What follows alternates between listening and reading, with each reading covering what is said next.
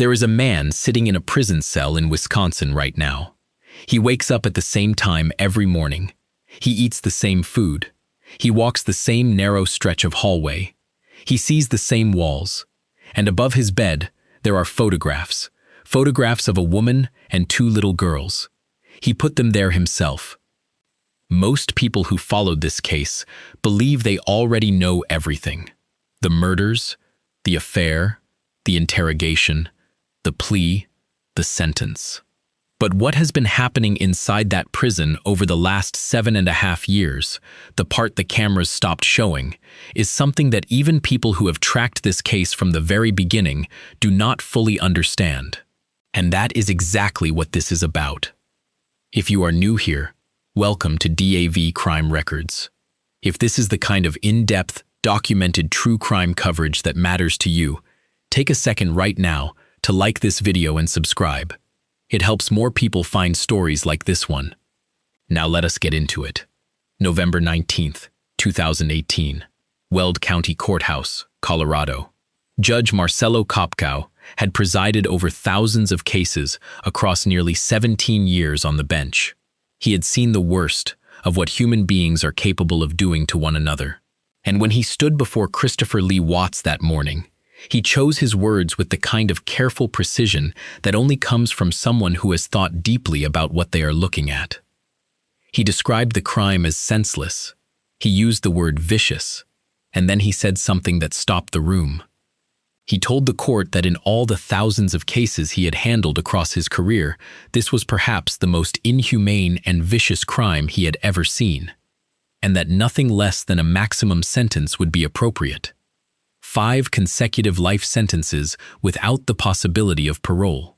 48 additional years for unlawfully terminating Shanann's pregnancy. 36 more years for tampering with human remains. Chris Watts will die inside a prison.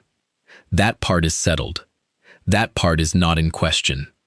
But here is what most people watching this right now have never fully considered. The sentence, the numbers, the legal finality, the years, was not where the real punishment began. The real punishment began the moment he walked through the intake doors of a Wisconsin maximum security facility and understood, for the first time, exactly what he had destroyed his family for.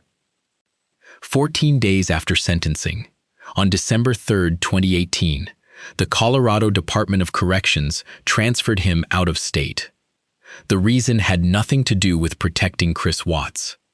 It had everything to do with protecting the state of Colorado from what would happen if they kept him there. Inmates inside Colorado facilities were already organizing.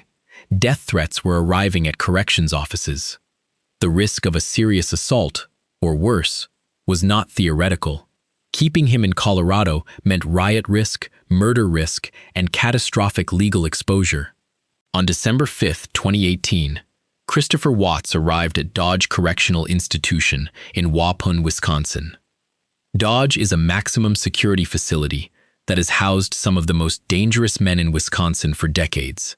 It holds roughly 1,000 inmates, murderers, rapists, lifers, men who have spent years learning exactly how to survive inside a place like that. And every single one of them knows what Chris Watts did.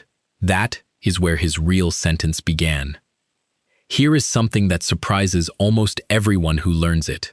Chris Watts is not in protective custody. He is not isolated in a solo cell for his own safety. He is in general population. The Wisconsin Department of Corrections confirmed this in a 2024 statement to People magazine. He has access to recreation, work assignments, and religious services. He is walking the same hallways, eating in the same cafeteria, and working alongside men who know he strangled his pregnant wife and forced his daughter's small bodies through 8-inch openings into crude oil tanks. In prison, there is a hierarchy. At the top, gang leaders, respected lifers, men whose reputations function as a form of currency and protection. At the very bottom, men who hurt children. And below even them, in a category that requires no debate among the general population, men who killed their own. Chris Watts has lived at the absolute floor of that hierarchy for over 7 years. Former inmate Eddie Nye spoke to the New York Post about what that position actually means in practical terms. He said that when you are in a prison full of men who have done terrible things, and you are still considered the worst person there, that is a specific kind of existence. He said if the guards were not always around, everyone would take a swing at him.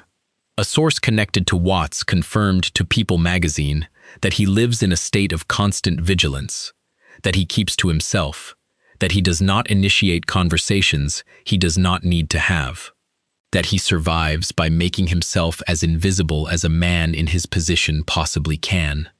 Let us walk through what a day actually looks like inside Dodge. This comes directly from Wisconsin Department of Corrections public records, court filings, and official corrections statements. 5:30 in the morning. Morning count. Guards move through and verify every inmate. The same ritual as the morning before. The same as tomorrow.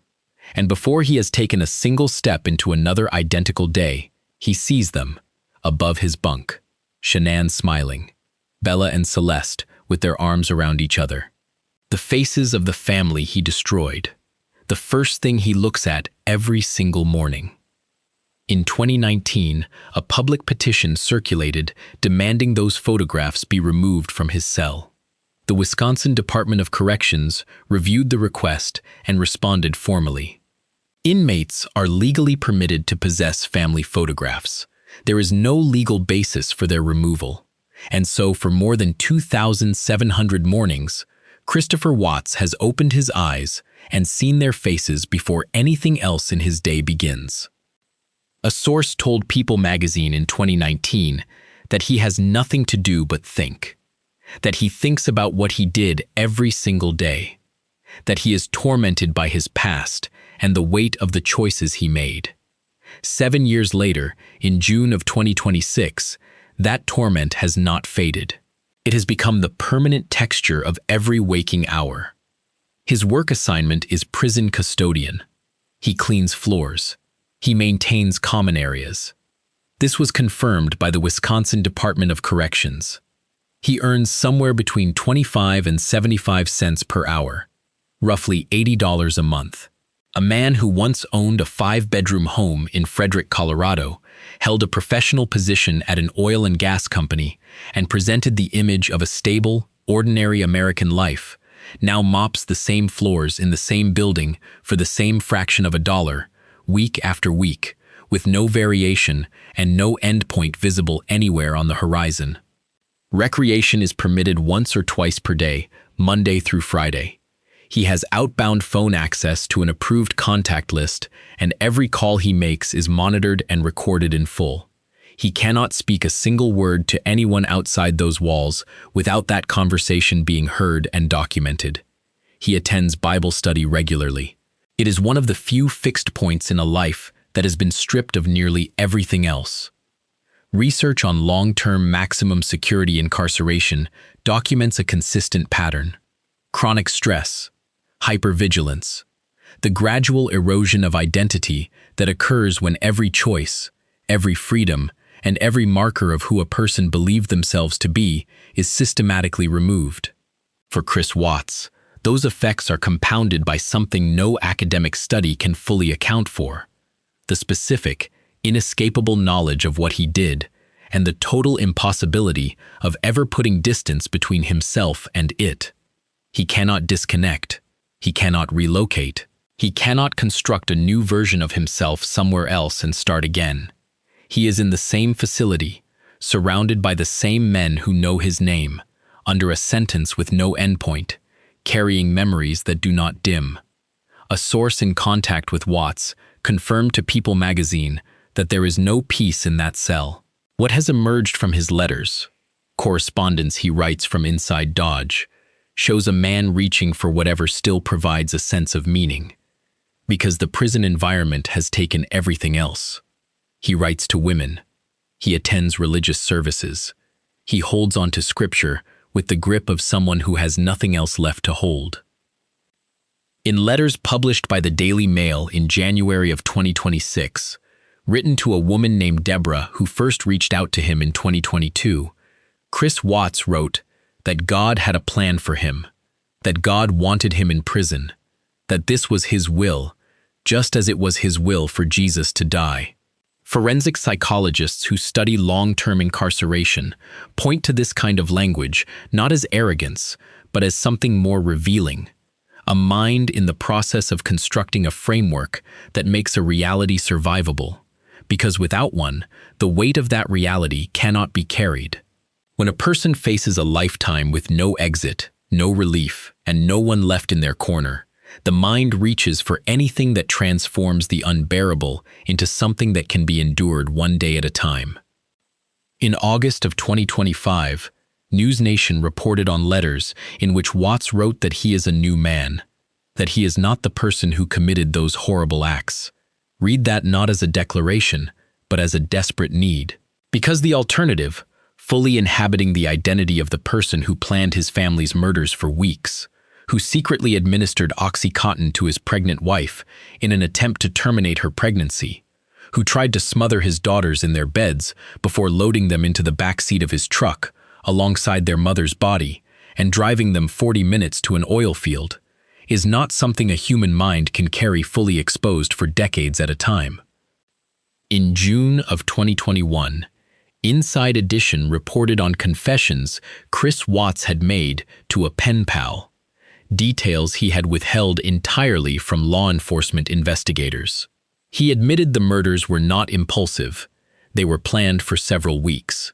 He admitted he had secretly given Shanann OxyContin because he believed ending the pregnancy would make leaving her easier. He admitted that on the night of August 12, 2018, he went into his daughter's room and tried to smother Bella and Celeste while they slept. He failed. They woke up. Bella had already seen what happened to her mother. According to Watts' own confession to investigators, she watched him carry Shanann's body down the stairs, wrapped in a sheet. She was crying. She asked him what was wrong with Mommy. He told her Mommy was sick. He then put both girls in the back seat of his truck alongside Shanann's body and drove to the Cervi 319 oil site where he worked. The girls dozed in and out during the drive, leaning on each other. At the site, both of them asked him what he was doing to Mommy. He did not answer. Investigators later confirmed that Bella's final words to her father, spoken in the moments before he killed her, were 3 words: "Daddy, no." A woman who visited Watts in prison and later spoke with ABC News described watching his face when he discussed the murders. She said his eyes would go dark, that he spoke about what he had done with a detachment she found deeply unsettling, as though he were recounting something that had happened to someone else entirely. 7 years later, those memories exist in the same cell as him. They are present when he opens his eyes and sees those photographs. They are present when he pushes a mop across a concrete floor. They are present when the lights go out. There is no distance from any of it. Beyond the isolation, beyond the monotony, beyond the letters and the memories and the photographs, there is something else Chris Watts lives with, every hour of every day: physical danger. In the prison hierarchy, men who kill their own children occupy the lowest position not because other inmates are moral arbiters, but because in a world where most men have someone who matters to them, a daughter, a niece, a nephew, a child of their own, the act of killing your own is something the population agrees, in its own way, is unforgivable. Eddie Nye was direct about it. If the guards were not always present, everyone would take a swing at him. A source confirmed to People magazine that Watts is fully aware of exactly where he stands inside that facility. He has been aware of it every single day for over 7 years. Every mealtime is a calculation.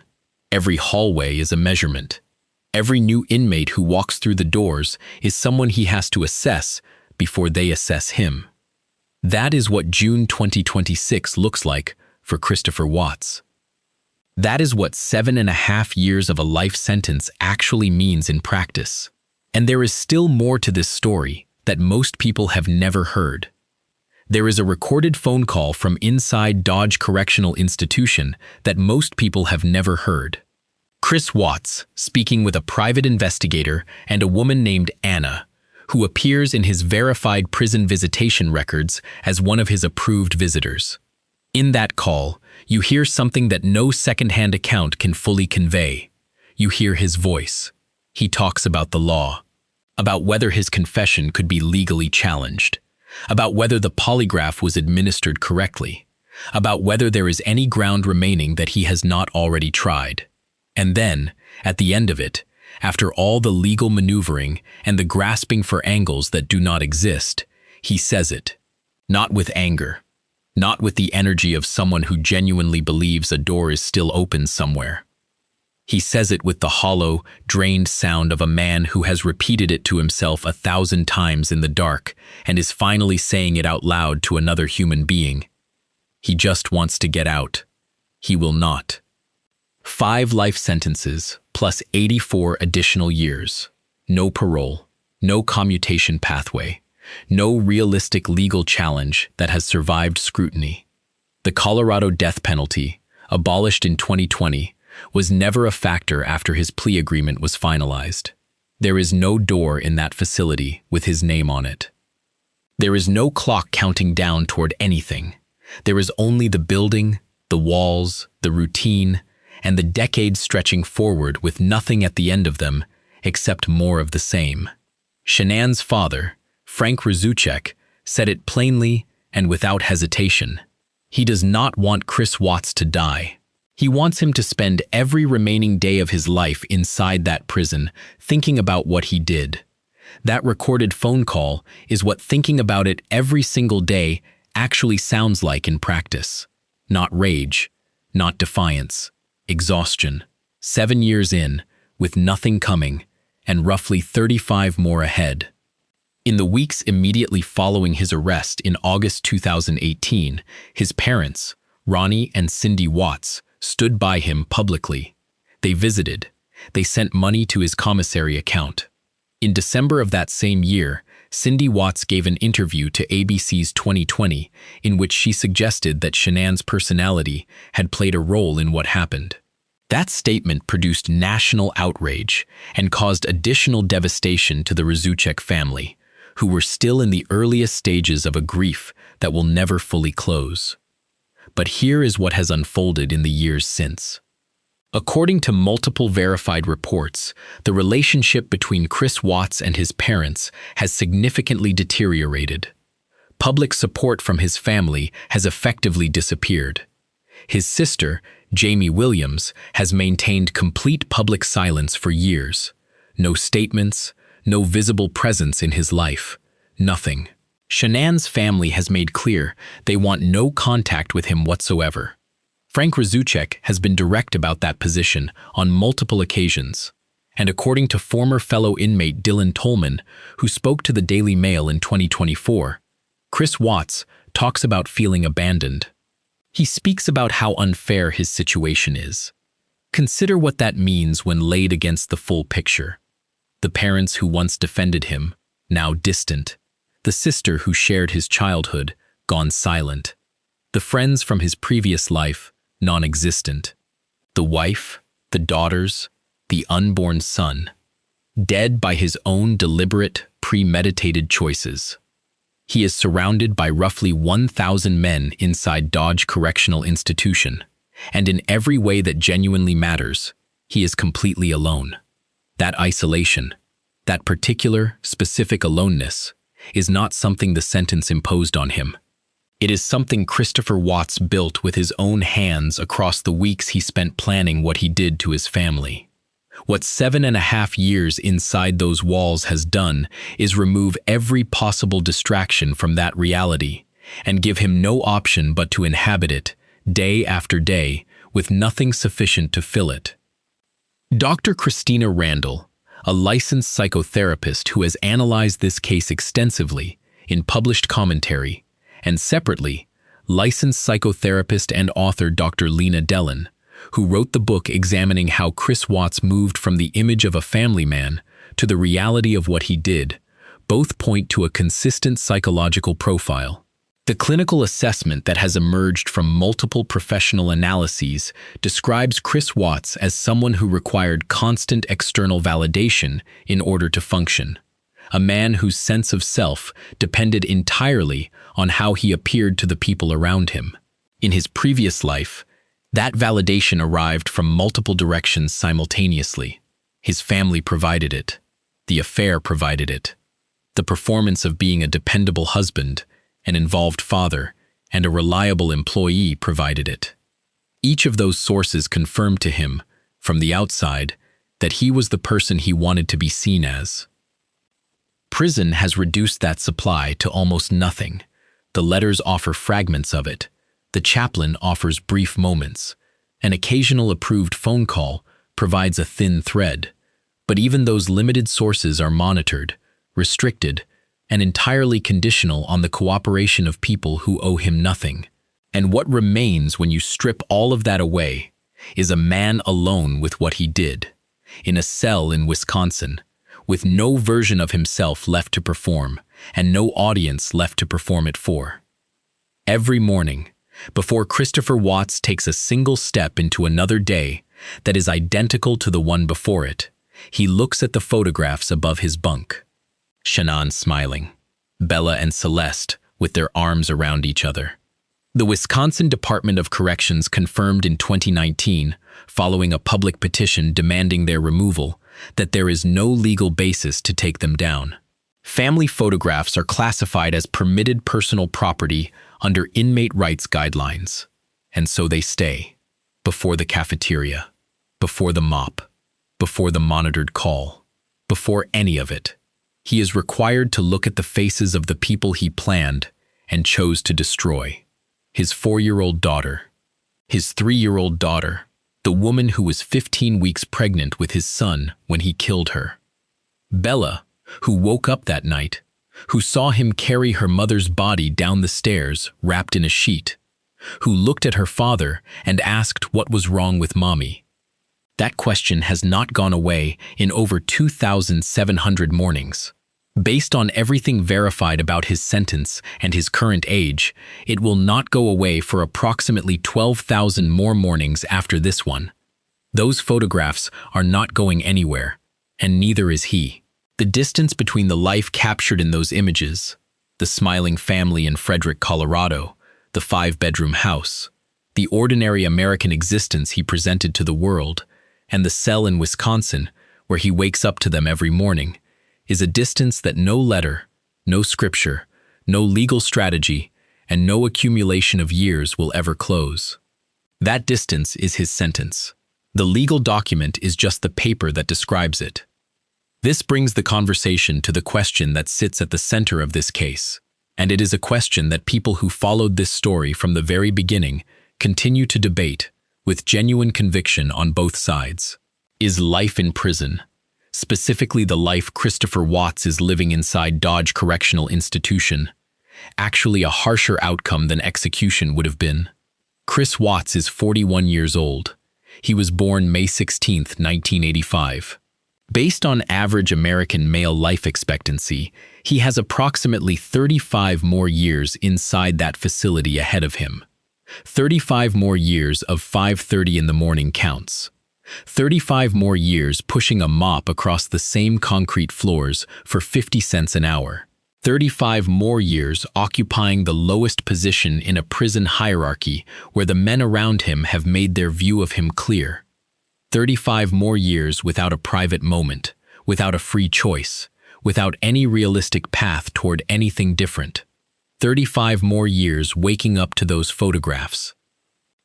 When he dies, whether from illness, from the effects of decades of incarceration, from old age, or from something that occurs within that general population facility, he will in all likelihood be buried in a prison cemetery. No ceremony, no public announcement, no gathering of people who loved him, because the people who loved him are either gone or have moved on. The world will take brief note and return to its business. Many people who publicly supported the death penalty in this specific case have argued that keeping Christopher Watts alive was a form of mercy he did not deserve. That execution would have constituted real justice for Shanann, for Bella, for Celeste, and for Nico. But here is what execution would have provided, that life in prison does not: an end. A defined, final moment when the morning stops arriving. A last breath, and then nothing. No more photographs above the bunk, no more hallway measured in 40 feet, no more floor to mop, no more calculation at every meal, in every corridor, with every unfamiliar face that enters the facility. Christopher Watts does not get an end. He gets 35 more years of the same morning, the same walls, the same men, who, according to former inmate Eddie Nye, would take a swing at him without hesitation if the guards were not present. The same monitored calls to women who will, eventually, one by one, stop writing back. The same photographs waiting above his bunk when he opens his eyes, and the world will not stop watching while any of it happens. The Netflix documentary released in 2020 ensured that this case never fades into the background of history. New generations encounter it constantly. People who were not following the news in August 2018 now know every detail. The body camera footage, the neighborhood interview he gave while his daughters were submerged in oil tanks, the polygraph, the interrogation room, the plea. His infamy is not diminishing with time. It is being inherited by people who were children when it happened. He will never outrun it. He will never be forgotten by a public that keeps choosing to remember. Frank Rzutchek said, "He does not want Chris Watts to die. He wants him to live with what he did, every single day, for the rest of his natural life." In June of 2026, nearly 2,878 days after the murders, that is exactly what is happening inside Dodge Correctional Institution in Waupun, Wisconsin. Shanann Watts was 34 years old. She had driven through the night to get home to her family. Bella Watts was 4 years old. She asked her father what was wrong with mommy. Celeste Watts was 3 years old. She had her whole life visible in every home video her mother ever posted. Nico Lee Watts never took a single breath outside the womb. None of them received 35 more years. None of them received another morning. Shanann did not get to hold the son she had already named and already loved. Bella did not get to walk into a kindergarten classroom. Celeste did not get to grow into the little girl those videos were already showing her becoming. None of them got the future that was taken from them in a single night by a man who had been planning it for weeks. And in a maximum security prison in Wisconsin, that man wakes up every morning to their faces. He mops floors for 50 cents an hour. He writes letters to women he will never meet in person. He holds a Bible in a cell he will never voluntarily leave. He moves through hallways full of men who would hurt him without hesitation if the opportunity presented itself. He makes phone calls that are recorded from the first word to the last, and will never produce the result he says he wants. He falls asleep, and tomorrow morning he will open his eyes and do it again, for 35 more years. Frank Rzutchek said he wants Chris Watts to spend every day of his remaining life thinking about what he did.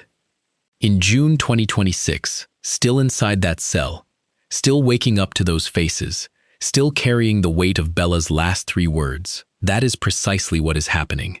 That is the sentence inside the sentence. And by every verified measure available, it has barely begun. If this case means something to you, if Shanann, Bella, Celeste, and Nico mean something to you, leave a comment below and tell this community where you stand. Do you believe that life in prison is genuinely a harsher sentence than execution would have been? Do you believe what Christopher Watts is living through inside those walls constitutes justice for these 4 people?